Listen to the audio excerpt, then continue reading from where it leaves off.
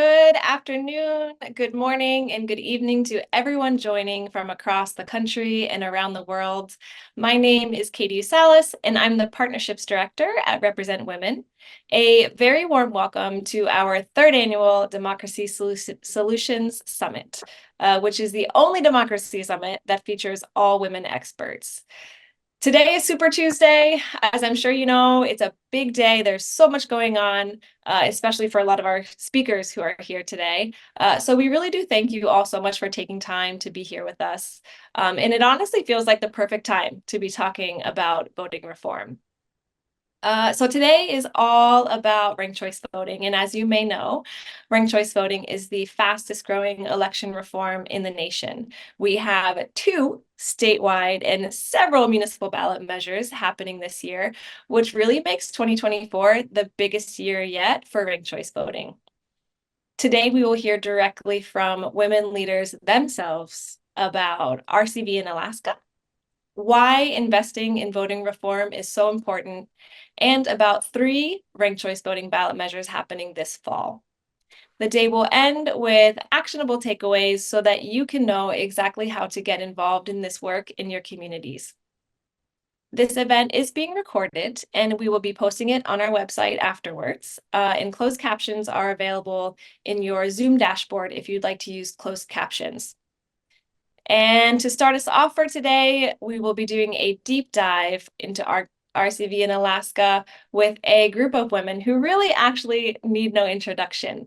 Today we have with us Amy Walter, who is a political analyst, publisher, and editor-in-chief for the Cook Political Report with Amy Walter. We have US Senator Lisa Murkowski, US House Representative Mary Peltola, and Alaska State Senator Cathy Giessel. And without further ado, I will pass the mic on to Amy to take it from here. So glad to be here with everybody and to be here with these great Alaska women. In honor of doing that, I dressed as closely as I could to an Alaskan. I feel like I've got my overshirt on. I put my double shovel cider t-shirt on from Anchorage. So I feel like I'm not as cool as you guys. I haven't had to live through an Anchorage winter, but I have been there in the winter. So that said, let's kick things off because like you, I get asked all the time whether we can break the partisan gridlock we have in this country, whether we can make Congress work again. It looks so dysfunctional to so many Americans. And I say, well, I don't really have a silver bullet for this. I don't know. There's not an easy answer, but one reform that seems likely to work is ranked choice voting. And the reason is that to win, it's not just a first past a post. You have to build a consensus in order to win an election. You have to build a broad array of voters. You can't just win by appealing to a narrow slice of the electorate. And in theory, that means that you as a legislator will be the kind of person who's willing to put coalitions together to look outside of just your narrow partisan lens and get away from our sort of zero-sum politics. The other side, one other asset is that it brings people into the process who have traditionally been on the outside, especially in sort of a boys' club way that politics has been run. So to help us see if it's really working as advertised, we do have these 3 elected officials from Alaska. And Senator Murkowski, I want to start with you because ranked choice voting in Alaska is a little bit different. It's called the Alaska model. So if you can help folks understand what this is, what makes it different, and how it makes what you do in Washington, how it sort of it makes you think differently, perhaps, about what you do back in Washington. Sure. Well, first, Amy, thank you. And thank you, Katie. Thank you for the opportunity to be talking about ranked choice voting and this as an election reform initiative. It is really great to be on the Zoom with 3 women from Alaska. Cathy and Mary are both women leaders that I have great respect for and love to work with, and I'm very proud to not only call them my fellow senator or our representative, but also my friends. So thank you for the opportunity for all of us. So the Alaska model is a little bit different than some of the others that you have seen put in place in whether it's Maine or what some of the other jurisdictions have done. In 2020, Alaskans voted for a system that involves an open, non-partisan primary, which I think is very important to how we kind of get to where we get. But then through this nonpartisan primary, the top 4 candidates advance to the general election ballot, and then voters rank them in order of preference. So that is our model. And I think it's important to reinforce the value and the benefit of having an open primary system. I am absolutely one who has fallen victim to a very small portion of the electorate coming out to vote in 2010. I lost my primary. I was ready to go get my season ski pass and just retire a little bit. And Alaskans said, wait a minute. That closed primary really shut me out. It shut me out. I want an opportunity. And so for me, that was my first real the chance to envision a different campaign. Not a campaign where I was just reaching out to members of the Republican Party, but it was like running a general election campaign from the very get-go. And I think this is where ranked choice takes you, because from the day that you file, if you have a Republican, or if you have an R behind your name or a D behind your name, as Mary does, you cannot win if you just appeal to that. So you have got to have a strategy that reaches out to all Alaskans. And what you also have to do is you probably have to be a little more decent to your challengers, because you want some of those folks to, if they're a registered Democrat, they just don't have it in their heart to vote for a Republican first. I say, go support the Democrat first, but put me as your number 2. And it's a completely different way to approach it. And what it has done for me as a lawmaker now is I think it gives me the freedom and the flexibility to say, no, I'm not taking the party position because it's the party position. I'm taking this position because it is most reflective of the broad base, the coalition that has been built through a ranked choice system. So I'm a proponent for open primary, and I'm a proponent for ranked choice voting. I think it has made a difference in our state, and I think you just need to look at the 3 of us on your screen right now to realize that these are the results that you can get. You can get a moderate Republican, you can get a Democrat like Mary, Senator Giessel leading a coalition in the state Senate. I think it works. Well, Senator Giessel, then I want to turn to you, because unlike our federal representatives here on the Zoom, you actually are working in a legislative body where everybody had to go through ranked choice voting. So tell us how that changed the way the Alaska legislature works, because you've been there in the pre-RCB era and you're there now. Well, thanks for that question, Amy. I also want to mention both Senator Murkowski and Representative Peltola live in my district. So it's a great district. How did it?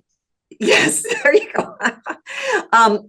Yes, I'm the majority leader for a bipartisan majority coalition in the Senate. The Alaska Senate has 20 senators. 17 of us have joined together to work together. So that's 9 Democrats and 8 Republicans. The remaining 3 folks are Republicans, but they have more extreme views, and so they are not part of our majority coalition. But it's wonderful, actually. When we first met, we recognized that there were issues that we were never going to agree on, and we agreed to set those aside and work on that very, very long list of things that we did agree on. This was exactly the reason that I had lost a party primary in 2020. just like Senator Murkowski, I had lost a party primary. And it was because as Senate president, I had realized I had to work with everyone. So I worked closely with my minority leader, a man named Tom Begich. And the Republican Party did not like that at all. However, Tom and I and the independent Alaska Native Speaker of the House, the three of us worked very well together and again, got a lot done with that collaboration. But our caucus meetings with the 17 of us are delightful because we all agree to set aside those things and just work in the center. We're getting a lot done on education. We're working on a defined benefit pension program. We're agreeing on a budget. So it's been great. Fantastic. Thank you for sharing that with us. And then Congresswoman Peltola, I want you to take the political lane here. Talk to us what it's like to run in a ranked choice voting election. And again, you were elected to the legislature before there was such a thing. And then you ran for Congress under this version. What's different? Or maybe what's the same? And then how did it change the way you thought about campaigning? Well, and like you said, I was in the legislature for 10 years. Actually, Senator Murkowski and I came in the same year. We were freshmen together in the same legislature. But 2 years in, I was selected to be the chair of what is known in Alaska as the Bush Caucus. It's all of the remote and rural legislators off the road system. There were 10 out of 40 of us in the state house, and it was like I said, 10 members, usually 5 Republicans, 5 Democrats. And having a fourth of the whole House really made us a very formidable caucus. And because we were already bipartisan, it was very easy for us to pitch our agenda to the larger group. And we really didn't just stick to rural and remote issues. We were really critical on things that affected Alaska statewide. So it was very much in my muscle memory not to be partisan and not to see things from a partisan lens. The state house district that I represented is a region the size of Oregon, and you just have one member. Like the Anchorage caucus has, I don't know how many people are in the Anchorage caucus in the House, I think 10 or 15. So if you are not successful as a lawmaker, it is very apparent because you have no one else to shift anything on. And you know, one of the things I would like to make sure that I say is there are 4 statewide seats in Alaska, our 2 US senators, our US Congress position, as well as our governor. And we have the most conservative governor, I think, of all 50 states in Alaska, and he was also elected under this new system. So, you know, I find it interesting that there are groups in the United States who really use me as kind of a boogeyman of why ranked choice voting isn't great. It also elected the most conservative governor in our nation. So it doesn't favor one political party or another. It is not a conspiracy of any kind. And I really loved it because you cannot just message to 20%. You have to be messaging to everyone. And I really do. And clearly in the race for US Senate and the US House, we came very close. We were 49 point something percent, but we did need second choice rankings, and that did make the difference. Yeah, I'm so glad you brought up the issue of this is something that only benefits Democrats. And Senator Murkowski, I know you need to go. I'll let you weigh in on this because I hear the same thing as well when I talk to Republicans. They point to you and they point to Jared Golden, also from a rural part of Maine, as the only beneficiaries of ranked choice voting. And it suggests that conservatives can't win under ranked choice voting. And so, Senator Murkowski, when you talk to Republicans and you say, look, I think this is going to work for you, how do you convince them? Well, is it with that argument that Congressman Peltola made, like we've elected? I think they need to look at the outcomes. And I'll be very honest with you. I'm known for that, but the Republicans have spent more time complaining about the system that Alaskans voted in than they have in trying to figure out how they're going to utilize this to their benefit. And if they would basically get their act together, I think that they could see the benefit of it. And so this is not something that, again, is some diabolical plot by the Democrats. It's just doesn't play out that way. So this is something where I think you have the kind of the anti-ranked choice voting group that feels very threatened by this, feels very threatened that they will lose their edge. And I kind of think it's their effort, this anti-ranked choice. They want to make Alaska partisan again. I don't want to make Alaska partisan again. We are not. Look at our demographics. Over 60% of our electorate choose not to affiliate themselves with either the Republicans or the Democrats. They say, I'm going to be looking at the individual, because the individual, the quality of the candidate actually matters. And I want to weigh in on that. And so I don't want to take us back to a place where I think we were going. I don't want to be like so many of the other states that are so partisan. And the partisan divide is making for bitterness and ugliness in a process. I want people to feel good about their voting, their voice in this process. And if you feel like your voice actually matters, because you can participate in a process where the candidate is reaching out to you, even though you don't have a partisan label, even though you might not be engaged in politicking in campaigns, this is where we're going to enhance voter participation, when people feel a greater connection to the process. Because right now, the Republicans on one side and the Democrats on the other side are doing everything they can to disenfranchise the people in the middle and just cater to the folks on either side who are going to stand up and raise the flag for them every day.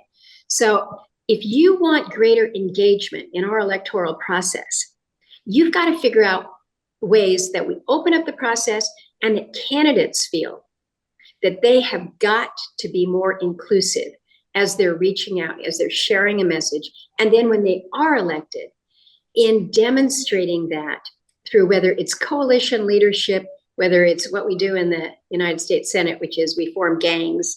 They're safe gangs most of the time, but we're working with partners on the other side of the aisle to try to accomplish some things. So again, I think that the parties need to look at the benefits to them and be a little more engaged in positive outcomes rather than trying to be so critical and just shut it down. Because that's what we're seeing in Alaska. It's going to be on the ballot this next election. It looks like they've been able to gather the signatures. My hope is that this is going to energize Alaskans who say, you know what? I liked the fact that I had a voice in this process.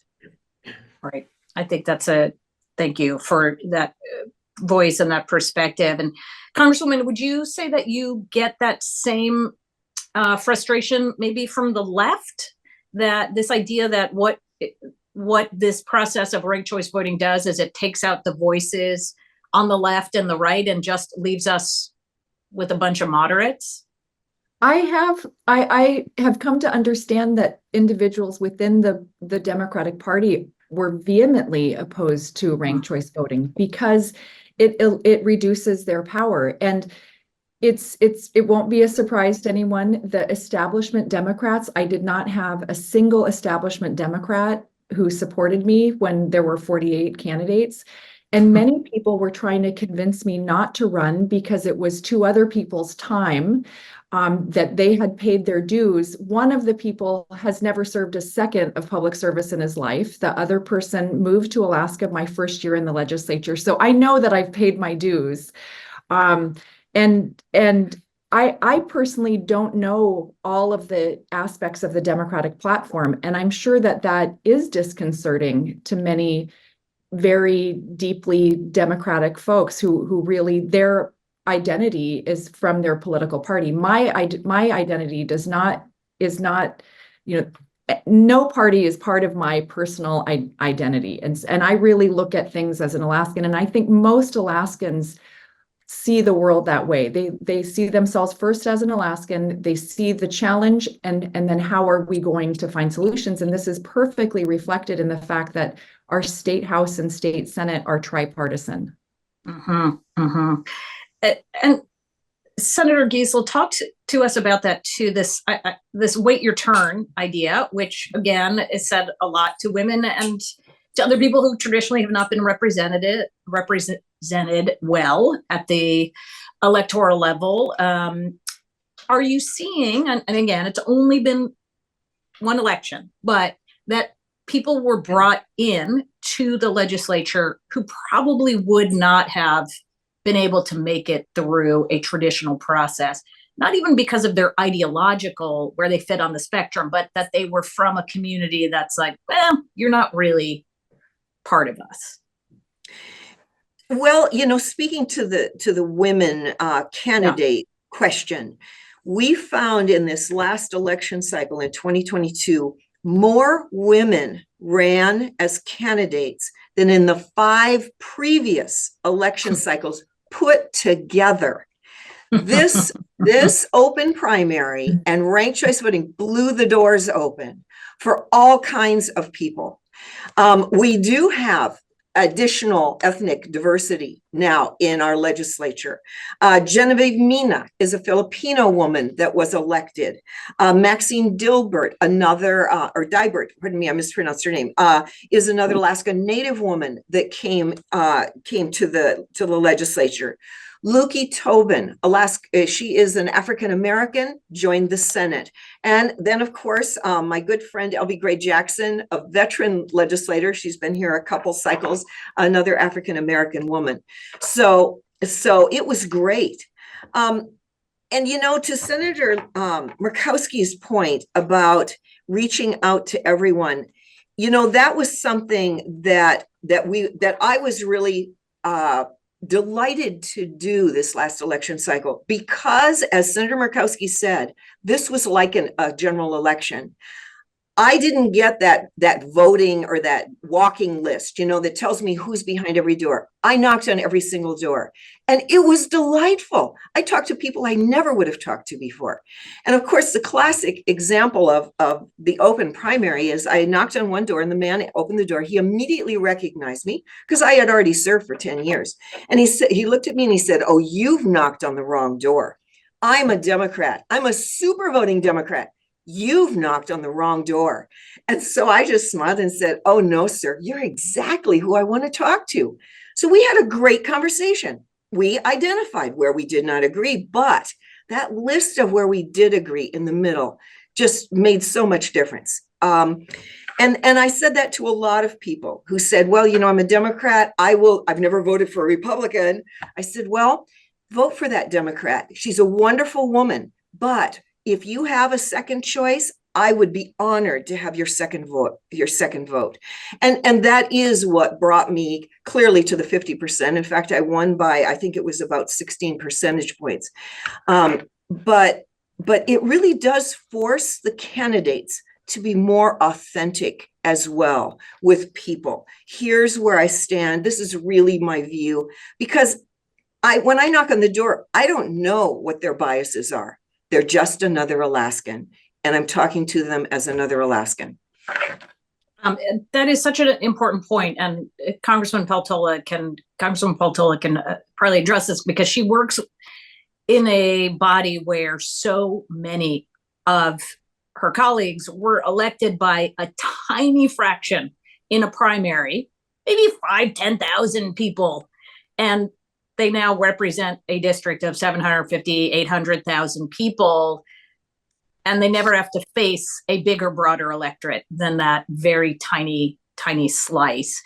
Can Congresswoman Peltola, Senator Murkowski, talk to us a little bit about how people in Washington look at what it is that Alaska is doing, your colleagues, and do they look at you and say, "Okay, look, Alaska, that's great, you guys are cool and whatever, but you're kind of weird, Alaska, it's pretty small, and You can't do that in Ohio. You can't do that in Illinois, right? Yeah, Maine, same thing. It's small, it's rural, it's everybody knows each other. But how can you do this in a big state?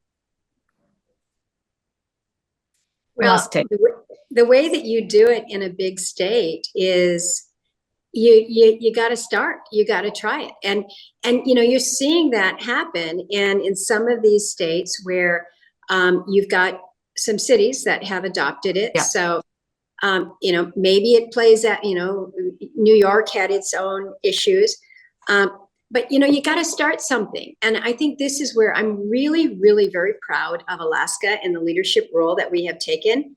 We knew that there was a lot on the line. If this didn't work out well, if we couldn't figure out a way to do the tabulation, if it was just really, really hard and very complicated, then it wasn't going to work for a little state or a big state. And so I think it is important to demonstrate what is possible. And so start with Alaska. Demonstrate that this works for the candidates, it works for the electorate, and prove it out. So you also have the challenge of it needs to be more than just a one-off. It just can't be one state that's able to do this. So I see that we've got several different states now. I think there's like 5 different states where RCV is actually outright banned, and it's allowed in about 14 of the states. And so you have states that are already feeling so threatened by it. And I don't know, maybe it's the establishment, maybe it's their party leadership, but they've said, we are so threatened by this. We're going to put laws on the books to shut it down right now. I think it's up to states like Alaska to continue to demonstrate that the electorate believes that this is delivering better results to them, and that they feel that they have more stake in the game. So there's a lot riding on Alaska right now. I think we're doing a good job. We got to make it through, strongly make it through this ballot initiative that we're going to have in front of us in November. But we also need to encourage other states, whether it's Nevada or others that are looking at this. Right. Yeah, and just to follow up on what the senator mentioned, we are involved in doing some myth busting. There have been states that are reviewing this in their legislatures, and opponents of ranked choice voting will say, well, in Alaska, it takes 2 or 3 weeks to tabulate the votes. We don't want to wait that long. In Alaska, that has nothing to do with ranked choice voting. We are an enormous state. We are 6 Western states combined. We are larger than all European countries.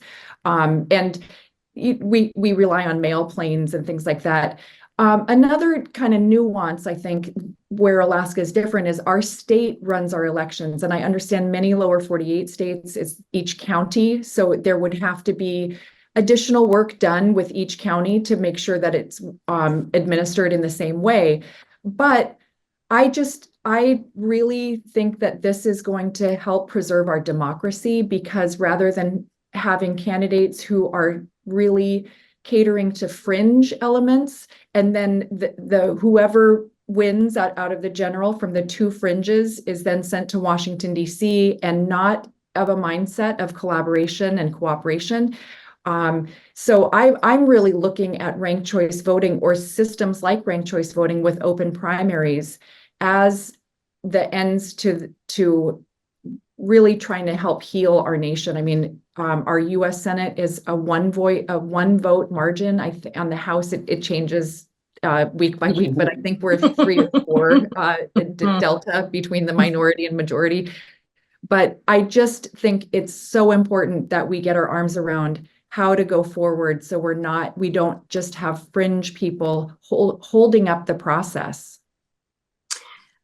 Well, this has been a fantastic conversation, and I want to thank the 3 Alaska women for joining us here.